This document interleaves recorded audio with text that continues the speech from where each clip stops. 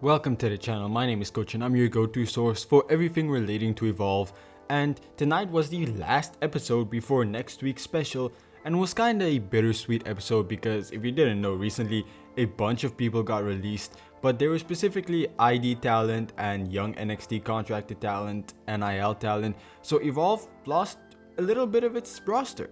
Luckily there wasn't too many losses, but we did lose people like Zeta Steel and the PM Stevie Turner, who opens the show by announcing that Keanu Carver will not compete for the Evolve Championship next week because he got an injury based off of the attack from the Vanity Project and Bryce Donovan specifically. So tonight in the main event she will find a replacement, which is a common theme we go out throughout the night trying to find out who it is. But we quickly move on to the face-to-face between Kendall Gray and Kelly Armstrong, the Women's Evolve Champion, as they talk and chat their shit. Basically, they list off all their accomplishments. Kendall Gray about her wrestling accomplishments, Kelly Armstrong about all her collegiate accomplishments. You know, every now and again I see people complain about how the NIL and how the college athletes don't fit into WWE, and then I look at something like this and I feel like these two girls are absolute stars and they're going to be very, very big one day. And people saying Evolve is a failure and, you know, just cancel the NIL, sign indie wrestlers, feel like these, like Kendall Gray and Kelly Armstrong, they're genuine success stories that come from Evolve and that are going to be big on NXT, and I'm pretty sure they're going to be big on the main roster too one day. They throw a few little jabs at each other still, but then it ends, no massive brawl or anything, and I appreciate that.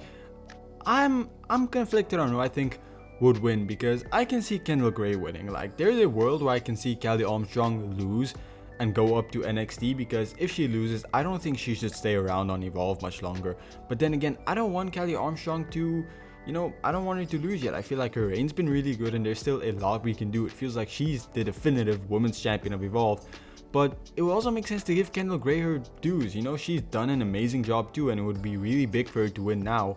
But she's also kinda an NXT ready talent, so I'm conflicted on how I feel, but I'm hoping Kelly Armstrong wins. Tate Wilder is backstage and he talks about his victory over Idris Inoue in the past weeks.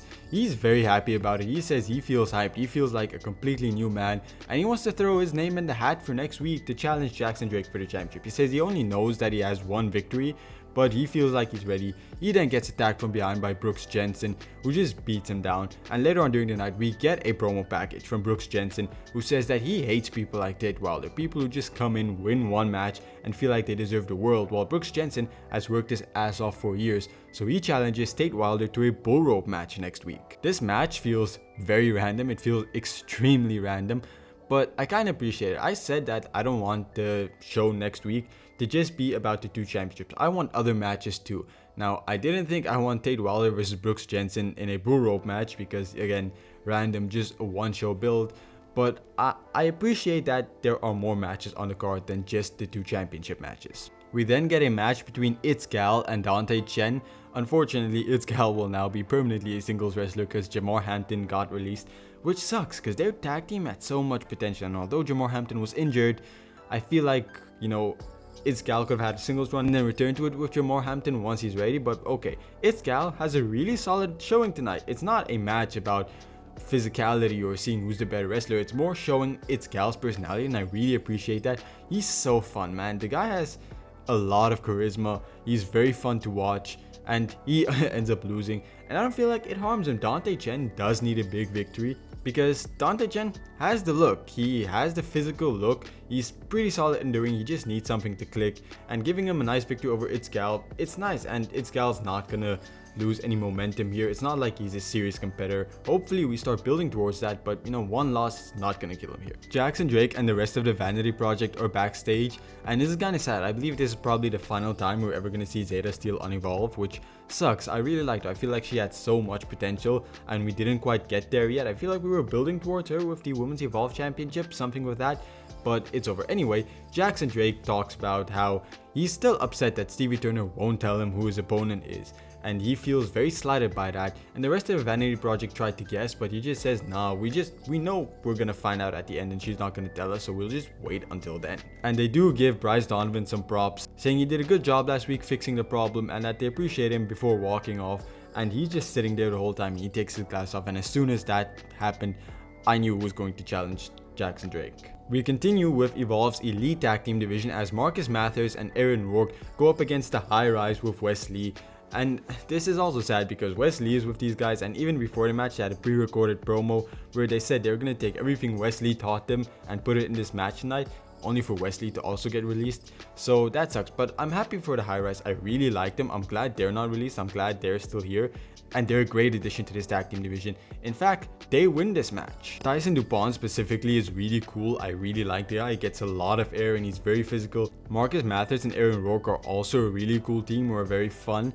And this match was very much a clash of styles. Aaron Rourke and Marcus Mathers showing their character work, their fun dynamic, their little high-flying maneuvers, while Tyson Dupont and Tyreek Igwe are big men, but they can also, get some air. But again, I'm glad the High Rise picked up the victory. I really want to see more of them because I feel like they're a team that's been built up. They have been given a lot, but they haven't quite put it together. Plus, Evolve's tag team division just keeps getting better and better by the week. And even Robert Stone on commentary, or was the other one, they mentioned that, soon we need to get Evolve Tag Team Championships. And that's so true because this division can't go without it. Talking about the tag division, Jax Presley and Harley Wiggins go backstage talking to Stevie Turner, and they ask for a rematch or a rubber match against Adrenaline Drip. They do kind of manipulate her, saying Robert Stone would have given it to her, and Stevie Turner hates that, so she does give them their match, and they're very happy about it. So I'm also excited for that match. Hopefully it happens next week, because this feels like it's been a fun little rivalry, and I would much rather see that over the bull rope match, honestly. But I don't know. Regardless, I'm just happy we're getting that match. I would like to see Jax Presley and Harley Wiggins versus the High Rise, just putting that out there. And then the final match of the night before we get to the main event, it's Wendy Chu versus Nikita Lyons. Nikita Lyons looks a lot better. It looks like she slimmed down a lot. Hopefully she didn't. I'm not seeing stuff, because if she did slim down, it would benefit her wrestling style a lot. But she does end up losing to Wendy Chu, who taps her out in a really solid match. I'm liking this new Wendy Chu. She's not quite a babyface yet, but she's also not a heel anymore. It feels like that in-between space where she's just neutral. But I do like her. I'm happy Wendy Chu gets the victory. Her storyline is really interesting. I have no idea where it's going, but that's also kind of exciting. But I can see a world where she as a babyface goes after the Evolve Women's Championship that Kendall Gray might win. Ooh, now that I'm thinking about that, that would be really nice. Kendall Gray manages to win that championship, but then she has to face a new reinvigorated babyface-ish Wendy Chu. That could be a new layer to their rivalry. I think I'm convincing myself to have Kendall Gray win. But then in the main event, it's the Vanity Project who come out to the ring talking about they wonder who's gonna challenge them. The person that comes out is Super Sean Legacy, and Sean Legacy says that he and the Vanity Project, they have some history, but he's gonna take that championship off of Jackson Drake, and when he's done, he's gonna give Keanu Carver his shot and go after him too, only to be attacked by Idris Inoue, who was a major surprise to see that, because he left.